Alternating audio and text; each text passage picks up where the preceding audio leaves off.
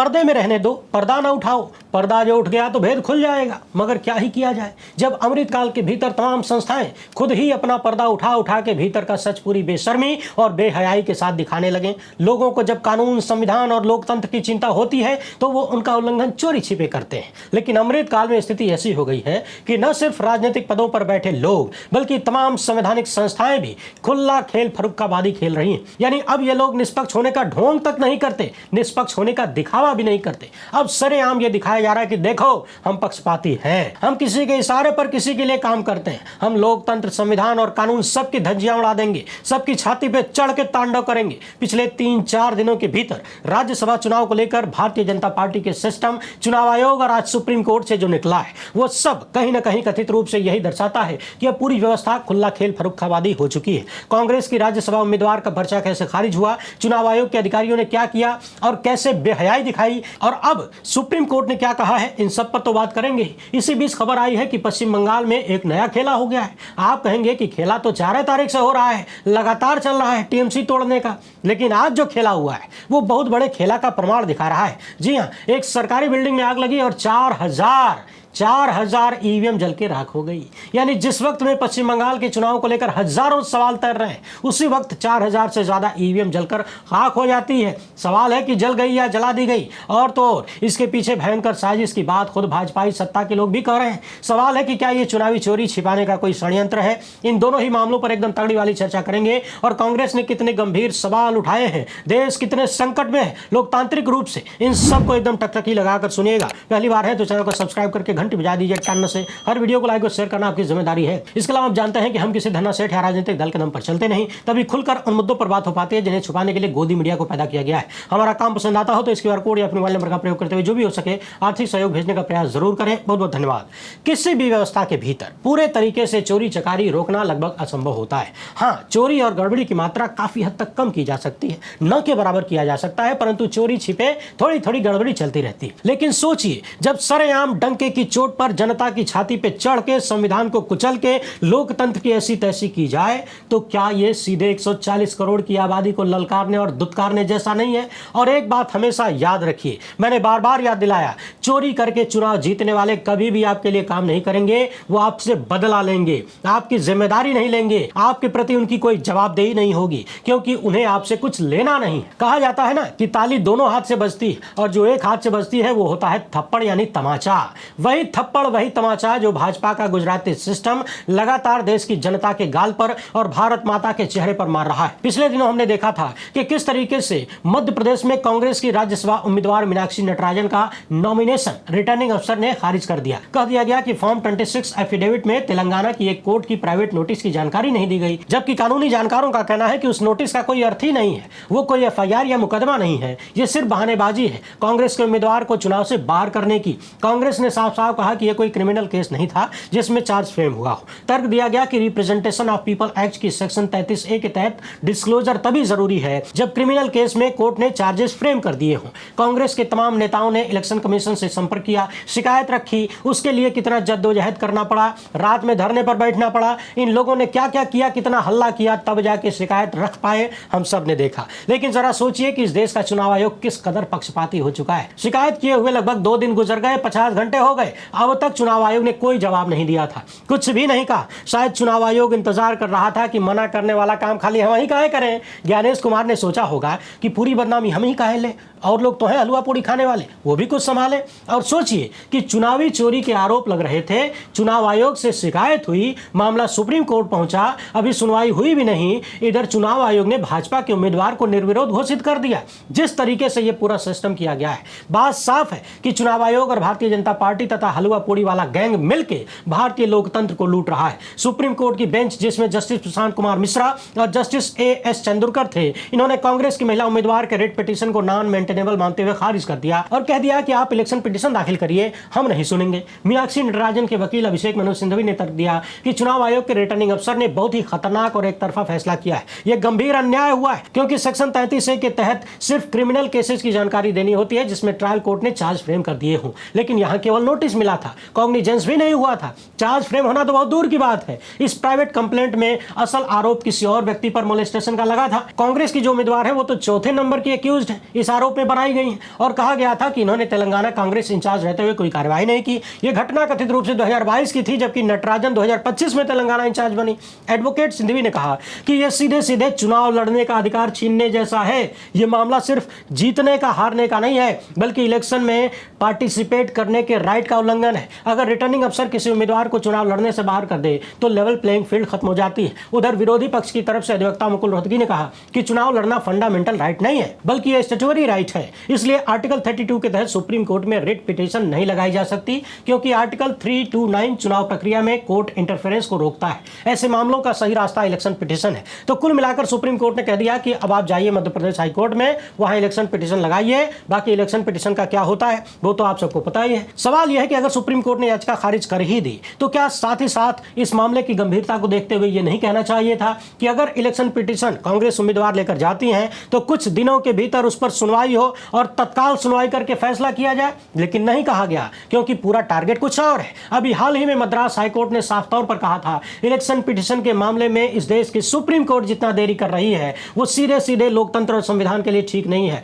ऐसे तो ऑटोक्रेसी आ जाएगी, मगर किसी को कोई फर्क पड़ने वाला नहीं है। सुप्रीम कोर्ट ने साफ साफ कह दिया कि जाइए इलेक्शन पिटीशन डालिए। अब ये इलेक्शन पिटीशन अगले 5-6 साल तक चलता रहेगा और तब तक भाजपाई आदमी सांसद बन के बैठा रहेगा और 6 साल बाद सुप्रीम कोर्ट कहेगा कि अब तो फैसला करने का कोई मतलब नहीं है, समय निकल गया है, कार्यकाल भी खत्म हो गया है। यही बात तो हुई थी मद्रास हाईकोर्ट वाले मामले में। तो पूरी व्यवस्था को समझिए। 2019 के लोकसभा चुनाव में गड़बड़ी के आरोप लगते हैं, इलेक्शन पिटीशन जाती है, उसकी सुनवाई 2024 के चुनाव के दौरान हो रही थी, यानी 5 साल का कार्यकाल खत्म। इसी तरह से महाराष्ट्र के मामले में, शिवसेना को तोड़ने के मामले में, सरकार गिराने के मामले में देश की सुप्रीम कोर्ट ने लगातार मामले को लटका के रखा, भाजपाई सिस्टम ने लटका के रखा और फिर महाराष्ट्र का चुनाव आ गया। जबकि संवैधानिक व्यवस्था कहती है कि इलेक्शन पिटीशन के मामले में 6 महीने के भीतर या फिर जितनी जल्दी हो सके उतनी जल्दी निपटाया जाना चाहिए। अगर गलत तरीके से चुना हुआ कोई व्यक्ति एक दिन भी असेंबली में बैठता है तो यह बहुत गलत है। लेकिन चूंकि अमृतकाल चल रहा है तो अमृतकाल में गलती को सही माना जाता है। देख लीजिए, चुनाव आयोग से लेकर तमाम संवैधानिक संस्थाएं क्या क्या कर रही हैं,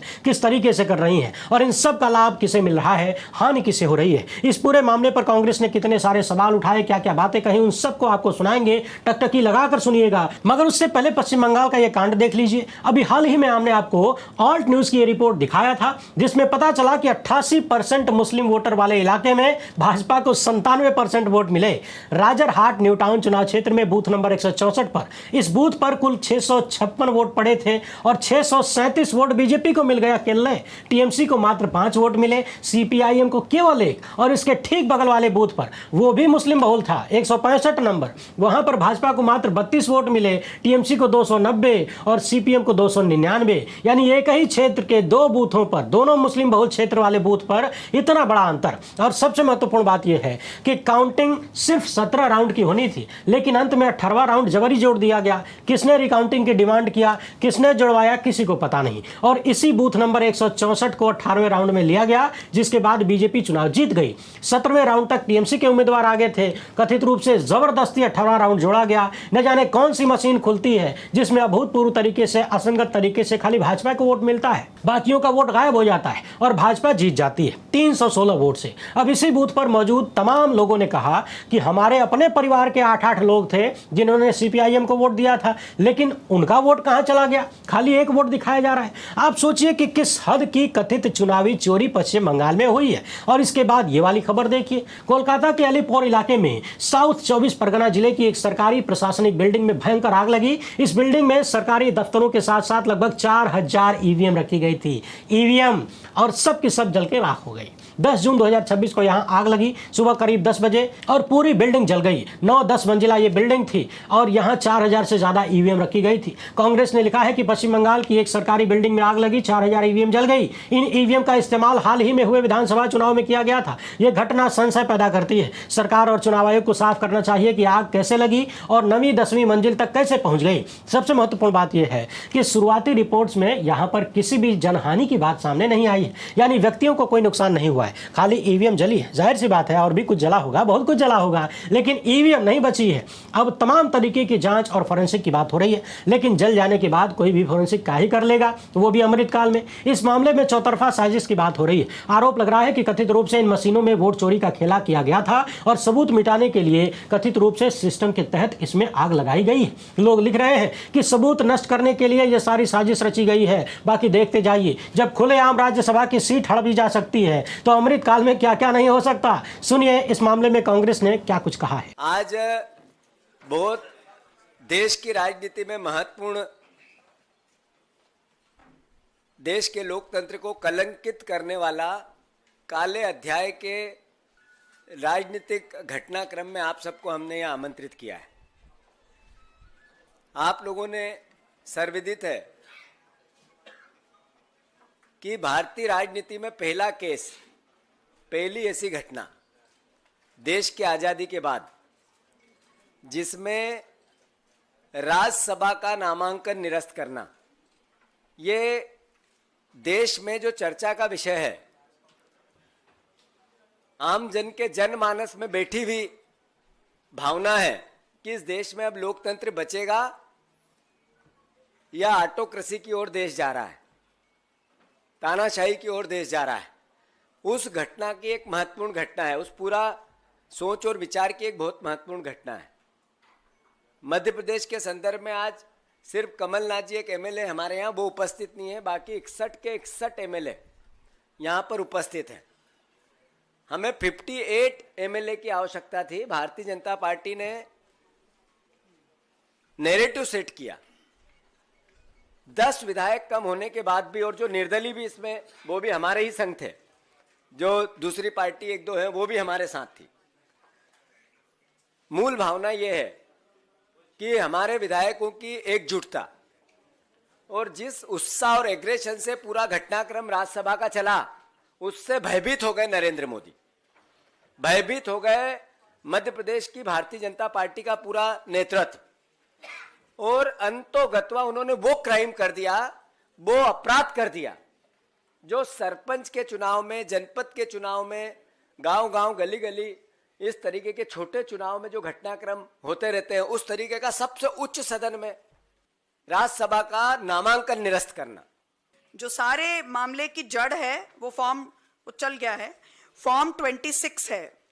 ये कहा गया कि मेरे द्वारा फॉर्म 26 में बात को दर्ज नहीं किया गया और तथ्य को छुपाया गया। अब उसके जो सवाल हैं वो आपके सामने हैं।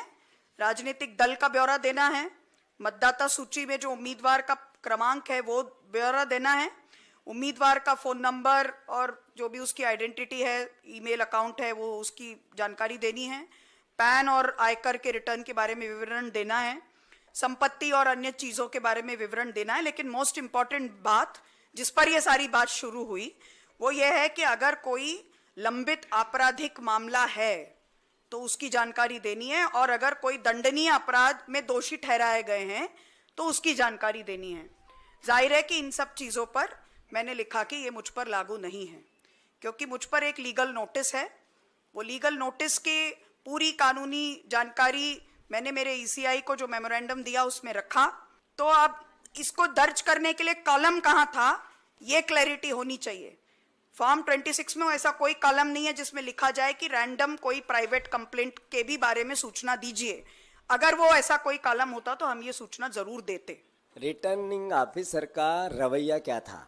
आदरणीय उमंग जी ने, नेता प्रतिपक्ष जी ने आपको बताया, जब स्कूटनी चल रही थी तब वो अपना धर्म निभा रहे थे। जिस परिवार से वो आते हैं, इनकी पृष्ठभूमि संघ की पृष्ठभूमि है रिटर्निंग ऑफिसर की, और इससे पहले राजेंद्र भारती जी के एक विधायक की जब सदस्यता ली थी तब भी इनकी पूरी भूमिका संदिग्ध थी।